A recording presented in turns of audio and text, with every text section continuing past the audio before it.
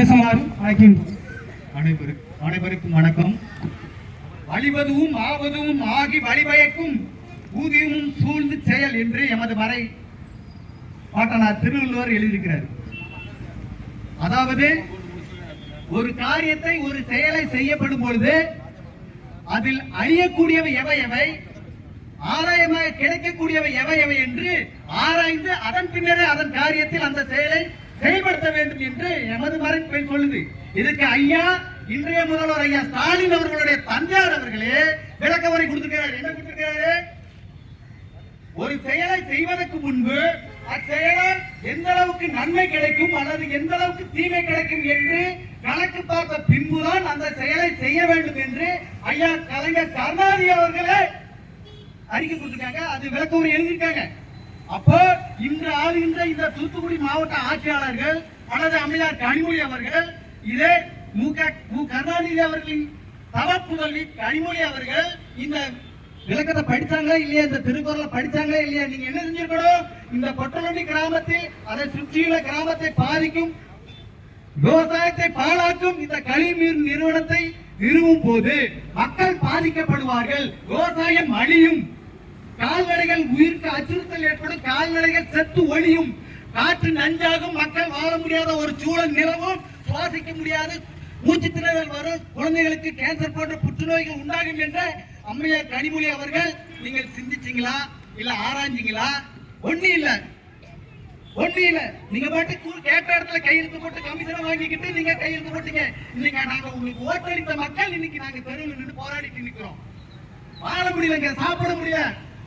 இந்த எந்த ஆட்சியாளர்கள் தெரியுமா? அங்கே கனிமொழி அவங்க உங்களுக்கு நாங்க உணவளித்து தரேன், ஒரு 10 நாள் அந்த கழிவு நிறுவனத்தில் எங்க பட்டுள்ளி கிராம மக்களோட வந்து குடியிருந்து தங்கிட்டு வாழ்ந்து பாருங்க, உங்களுக்கு எங்களோட வழிகாட்ட புரியும்.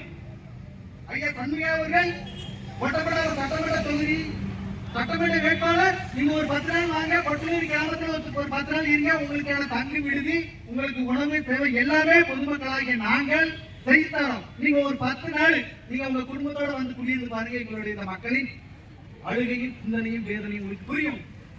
சாப்பாடு தட்டுல வச்சுட்டு வாய வைக்க முடியலங்க, நெஞ்ச அடங்கி எப்படி சாப்பிட மாட்டேன்.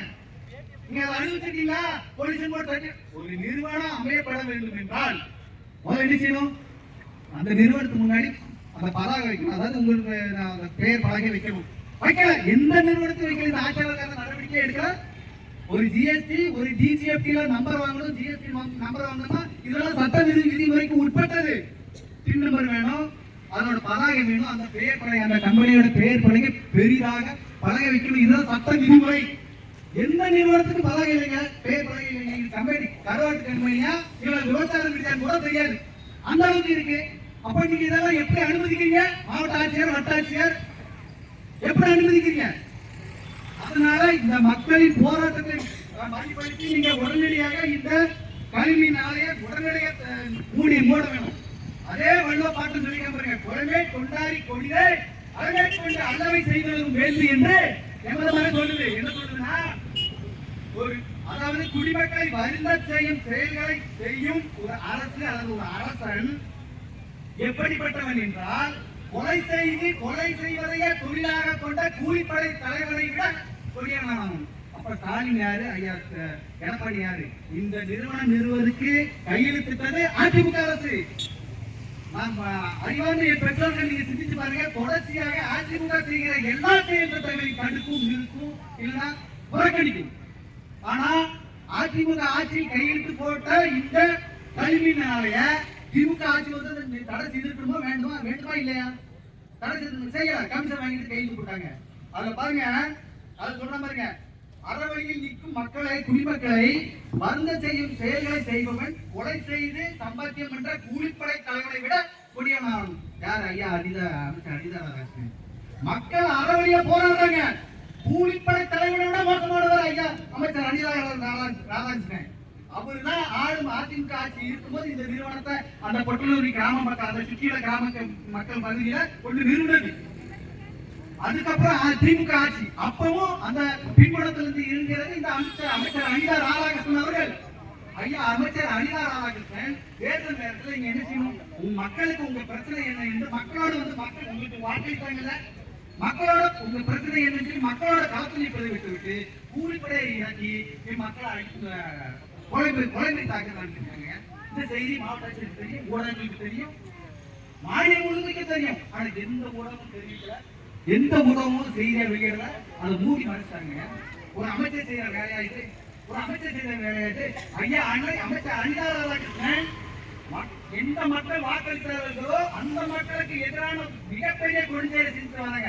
வரலாற்று மழையை முற்றிலுமாக பேசி எடுத்து அழிச்சிட்டு இயற்கை அழிச்சிட்டு அங்க வாழவே முடியாத ஒரு சூழல் வெடி வைக்கிற வீட்டில் அது பூராமே அவருடைய பிராமி பெயரை கோரி நான் தரவா ஆவணங்கள் தரவா, யாரோட கோயில இயங்குது, யார் பெயர்ல இயங்குது, யாரோட பிராமி பெயர்ல இயங்குது.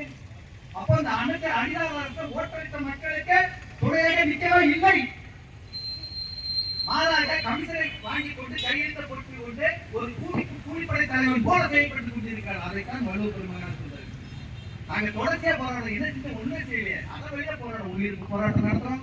இந்த மக்கள் மாவட்ட ஆட்சியரை சந்தி, மாவட்ட ஆட்சியரை சரி நம்ம மக்கள் பிரதிநிதி அப்ப அவரை சந்தித்து நாம ஒரு கோரிக்கை வைத்து அந்த கோரிக்கை நிறைவேறும், நம்மளுடைய எதிர்பார்ப்புகள் நிறைவேறுங்கிற ஒரு எண்ணத்தோட அந்த மாவட்ட ஆட்சியரை மன்னித்து கொடுத்தா அந்த மனு மதிக்கிறதே இல்லைங்க. அப்போ நம்ம யாருக்குள்ள வாழ்றோம், எதுக்கு எங்களை குடிமக்கள் சொல்லி எங்கிட்ட இருந்து ஓட்டு அடுத்த கட்ட போராட்டமா அதுவாக கூட இருக்கலாம். எங்களுக்கு ஓட்டு நான் வாக்கள் அடையாள அட்டை இருக்குல்ல, அதை நாங்க உங்களுக்கு தந்துடுறோம். உங்களுக்கு வரிகட்டுறோம்ல, வரிகட்டுற மக்களுக்கு நீங்க துணையாக கேட்க வேண்டியது உங்க அரசியல்வாதிகளின் அதிகாரிகளின் கடமை. அவங்க வரி கேட்காத, நான் ஓட்டை தந்துடுறேன், குடும்ப அட்டையை தந்துடுறேன், வேற என்னென்ன இருக்கோ இந்திய சிட்டிசன்கள் குடியுரிமை கூட உங்ககிட்ட தந்துடுறேன். அடுத்த கட்ட போராட்டமா அதுவாக கூட இருக்கலாம். நீங்க உடனடியாக நடவடிக்கை எடுக்கவில்லை என்றால் அடுத்த கட்ட போராட்டம் அதுதான். ஓட்டுரிமை எல்லாத்தையும் நாங்க கொடுத்துருவோம். நாங்க மக்களுக்கு அதிகாரிகளுக்கு ஒரு அழுத்தம் கொடுக்கணும் தான் நாங்க தேர்தலை புறக்கணிச்சோம். இது வரைக்கும் கேட்கல. மாவட்ட ஆட்சியர் மனு கொடுக்க போனா 5 பேர் தான் வரணும். அப்ப ஓட்டு போடும்போது மட்டும் 5 பேர் ஓட்டு போட்டா போதும் சொல்ல மாட்டேங்கிறீங்க. மாவட்ட ஆட்சியர் மக்களின் கோரிக்கையை மக்களின் வேதனையை அதிகாரிகள் மேலதிகாரிகள் சொன்னா நமக்கு ஒரு நிரந்தர தீர்வு கிடைக்கும். வந்தா 5 பேர் தான் உள்ள போகணும். அவங்களுக்கு அழுத்தம் கொடுக்குது. நீ அங்க போற காவல்துறையை விட்டு அந்த குடி சார்ந்த அந்த சமூகம் சார்ந்த அந்த சாதி சார்ந்த காவல்துறையை அனுப்பி அந்த காவல்துறையும் ஒரு சமூகமா இருக்கும், அந்த மக்களும் ஒரு சமூகம். அந்த மக்கள்கிட்ட நம்ம ஆட்கள் நீங்க அங்க போவாதீங்க. படிச்சு வேலைக்கு இருந்தா வந்தீங்களா காவல்துறை அதிகாரி அவர்களே? இருக்க வேலைக்கு நீங்க பதவி பிரமாணம் எடுக்கும்போது எதுக்குங்க சாதி மத பேதமின்றி தான் இருக்கு. நீங்க பதவி பிரமாணம் செஞ்சிருக்கீங்க. அப்போ நீங்க எப்படி ஒரு உளவுத்துறை அதிகாரியை கொண்டு தேவேந்திர உலக மக்கள் இருக்கிற பகுதியில் தேவேந்திர உலகம் சார்ந்த ஒரு காவல்துறை அதிகாரி அனுப்பி நீங்க நீங்களாம் அவங்க கூட சென்று போவாங்க. பிள்ளைமார் சமூகம் இருக்கிற தெருக்கள்ல பிள்ளைமார் சமூகம் சார்ந்த காவல்துறை அனுப்பி நம்ம நீங்க அவங்களோட சென்று போகாத. இதுதான் சமூக நீதியா? இதுதான் மு க ஸ்டாலின் ஐயா கலைஞர் கண்ட சமூக நீதி கோட்பாடா கேட்கிறேன். அப்புறம் நாயக்க சமூக அவங்க நாங்க சாதி மதம் என்று உருதாய் பிள்ளைகளாக எங்க அண்ணன் ராதாண்ட நாங்க உருதாய் பிள்ளைகளாக தமிழ்தாய் பிள்ளைகளாக நாங்க சாதி மத பேரத்தை அந்த போராட்டம் இருக்கிறோம். எங்களுக்குள்ள நாயக்க சமூகத்தில் உள்ள அங்க மித சமூக சார்ந்த காவல்துறை அனுப்பி அவங்க நாயக்கமான நீங்களாம் அந்த போராட்டத்துக்கு போவாங்க. இது என்ன வேலை? காவல்துறைக்கு இதான் வேலை கொடுத்துருக்கு. இதுதான் உங்களுக்கு நாங்க எங்க வரிபடத்துக்கு உங்களுக்கு சம்பந்தம் தாரமா? சிரிச்சு பாருங்க. தொடர்ச்சியா எங்க போராட விடாதீங்க. நீங்க பொய் வழக்கு போட்டீங்க. நானும் நீங்க எந்த பிசிஆர் வழக்கை எங்க போராடு நிர்வாக குழு மீது போராட்ட மக்கள் மீது நீங்க திரித்திருக்கிறீர்களோ அந்த பிசிஆர் வழக்கு வருகிற பட்டியலத்தை சேர்ந்த தேவேந்திர வேளாண் தான் நான் இந்த மக்களோடு நிற்கிற சாதி மத பேரமைப்பு வழக்கு போட்டு நான் தான் கொடுக்குறோம். என்ன ஒரு சேட்டை பிசிஆர் வழக்கு இன்னைக்கு நாளை பக்கத்து ஊர்ல நானும் அடிச்சுக்குவோம், பிடிச்சுக்குவோம், நாளைக்கு அண்ணன் தம்பியா சேர்ந்துக்குவோம். நீங்க எப்படி காவல்துறை உங்களுக்கு செய்யுது? திராவிட மாடல் அரசு தான் பின்னிருந்து இயக்குது. திமுக கட்சி அந்த இருக்கிற மற்ற செயலாளர் ஒன்றிய செயலாளர் ஐயா அமைச்சர் அடிவாரன் தெரியாதா? அம்மையார் கல்விக்கு தெரியாதா? இந்த மக்கள் சாதி மத பேர் சமத்துவத்தோட போராடுறாங்க. அது நீங்க எப்படி டீசர் வழக்கு போடலாம்? நீங்க கேட்க கூடாதா? எங்க இருக்கு சாதிங்க? நீ எப்படி போய் டீசர் வழக்கு போடலாம்? நான் சொல்றேன். நானும் அதை தேவேந்திர பட்டியலிடத்துல தான் சொல்றேன். இந்த மக்கள் சாதி மதத்துக்கு அட்பாற்பட்டவர்கள். சாதி கடந்து மதம் கடந்து மொழி கடந்து இனம் கடந்து ஒருவாய் பிள்ளைகளாக தமிழ்தாய் பிள்ளைகளாக காத்தளிக்கிறோம். நீ எப்படி டீசர் வழக்கு பொய் வழக்கு போடலாம்? உடனடியாக மாவட்ட ஆட்சியரும் மாவட்ட காவல் கண்காணிப்பாளர் அவர்களும் இன்னும் அரசியல்வாதிகளும் இது தலையிட்டு உடனடியாக எங்கள் பிள்ளைகள் மீது எங்கள் மக்கள் மீது போடப்பட்ட பொய் வழக்கையும் பிசிஆர் வழக்கையும் உடனடியாக ரத்து செய்ய வேண்டும். பாருங்க, அல்லற்பட்டு ஆற்றாத அல்ல கண்ணீர் என்று செல்வத்தை தேய்க்கும் படை என்று எமது படை சொல்லுது. அல்லற்பட்டு இந்த மக்கள் தொடர்ச்சியாக அழுதாங்க. குழந்தைங்க சாப்பிட முடியுமாங்க? நீங்க ஒரு தனிமனிதனாக மனிதாபிமானத்தோடு மனச்சான்றை தொட்டு நீங்கள் சொல்லுங்க. அந்த வாடை அடிக்கும் போது தட்டில உணவை வைத்து குழந்தைகளுக்கு எப்படி நாங்கள் ஊட்டுவது? சாப்பிடாதுங்க. உங்க வீட்டு பிள்ளைங்கள் இருக்குல்ல, மாவட்ட ஆட்சியரையும் ஐயா காவல்துறை கண்காணிப்பாளர் உங்கள்கிட்ட பணிவன் கூட கேட்டுக்கிறேன். நீங்க வாங்க, எங்க கூட ஒரு 10 நாள் குடியிருங்க, உங்களுக்கு உணவு சமைச்சு தரோம், உங்க குடும்பத்தை நாங்க பாதுகாப்போம், எங்கள் குடும்பத்தோட பாதுகாக்கிறோம். 10 நாள் அங்கிருந்து குடியிருந்து பாருங்க, பெரிய எங்களோட வேதனை. இப்ப நாங்க வந்து நேரம் இல்லாம போறோம். நாங்க அன்றாட காட்சிகள் களை எடுக்க போவோம். களை எடுக்க போனா 300-400 ரூபாய் சம்பளம்.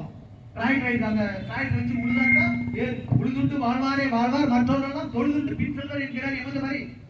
அப்படி உழுதுண்டு வாழ்கின்ற மக்கள் தொடர்ச்சியாக தினந்தன காலையில இருந்து வேலைக்கு போனா இரவு தான் வீட்டுக்கு வருவாங்க, வேற வேலையே இல்லை.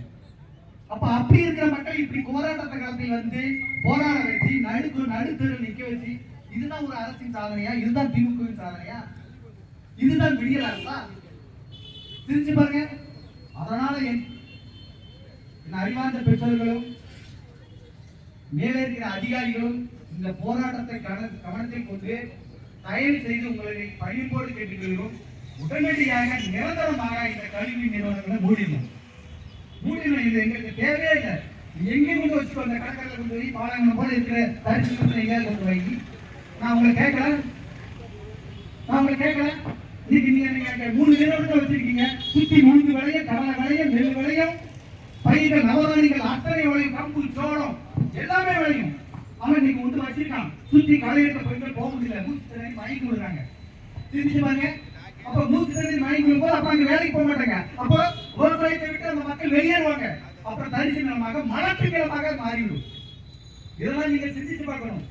இன்னைக்கு கருவேப்பிலை நேரத்தில் நாளைக்கு பயிர் விளையும், கொண்டாட விளையும், கத்திரிக்காய், வெண்டைக்காய், சுண்டைக்காய், சொரைக்காய் எல்லாரும் வரும். மாவட்ட ஆட்சியராக இருந்தாலும், அம்மையார் கனிமொழி இருந்தாலும், அவர்களா இருந்தாலும், ஐயா ஸ்டாலினா இருந்தாலும், நாங்க உழைச்சி வேர்வை செஞ்சு களை எடுத்து பாத்தி கட்டி தண்ணி பாய்ச்சி உரம் போட்டு விளைய வச்சு அதை அறுவடை செஞ்சு கொடுத்தாதான் ஐயா ஸ்டாலினுக்கே உணவு. அப்ப அந்த விவசாயத்தை இந்தியாவின் முதுகெலும்பு என்று அழைக்கின்ற இந்த விவசாயத்தை ஏன் இந்த அரசு கைவிடுகிறது? ஏன் விவசாய பெருங்குடி மக்களுக்கு எதிராக செயல்படுகிறது? இதுதான் திராவிட மாடல் அரசா? இதுதான் நீங்கள் சொன்ன விடியல் அரசா என்ற கேள்வி எழுகிறது. அதனால் இதையெல்லாம் கருத்தில் கொண்டு மனதில் கொண்டு மாவட்ட ஆட்சியாளர் அவர்களும், மாவட்ட காவல் கண்காணிப்பாளர் அவர்களும், அம்மையார் கனிமொழி அவர்களும், அண்ணன் சண்முகா ஓட்டப்படாத சட்டமன்ற உறுப்பினர் ஐயா சண்முகா அவர்களும் இதில் தலையிட்டு உடனடியாக இந்த 3 கல்வி நிறுவனங்களை அகற்றிட வேண்டும். இல்லை என்றால் தனிப்பட்ட முறையிலே என்னுடைய தனிப்பட்ட கருத்தாக நாம் தமிழர் கட்சி தொடர்ச்சியாக இந்த மக்கள் 2-3 வருடமாக போராடுகிறார்கள். இந்த போராட்ட களத்தில் நாம் தமிழர் கட்சி தொடர்ச்சியாக 2-3 வருடமாக அந்த மக்களோடு களத்தில் நிற்கிறது. ஆனால் இன்னும் நீங்கள் மூடவில்லை என்றால் செந்தமிழன் சீமான் அவர்களுக்கு ஏற்கனவே இந்த தகவலை கொடுத்து விட்டோம். அவர்கள் எங்களுக்கு கொடுத்த அறிவுறுத்தல், நீங்கள் நாட்டவர்ச்சி பிள்ளைகள் தொடர்ச்சியாக அந்த மக்களுக்கு பக்கத்தில் நில்லுங்கள், மக்களோடு மக்களாக நில்லுங்கள். இது மூடவில்லை என்றால் அடுத்த கட்டமாக மாநில அளவிலே, மாவட்ட அளவிலே செந்தமிழன் சீமான் அவர்களின் தலைமையில் மிகப்பெரிய போராட்டத்தை நாங்கள் முன்னெடுப்போம் என்று இந்த நேரத்தில் கொள்கிறோம். அனைவருக்கும் எமது புரட்சிகரமான வாழ்த்துக்களும் வணக்கங்களும்.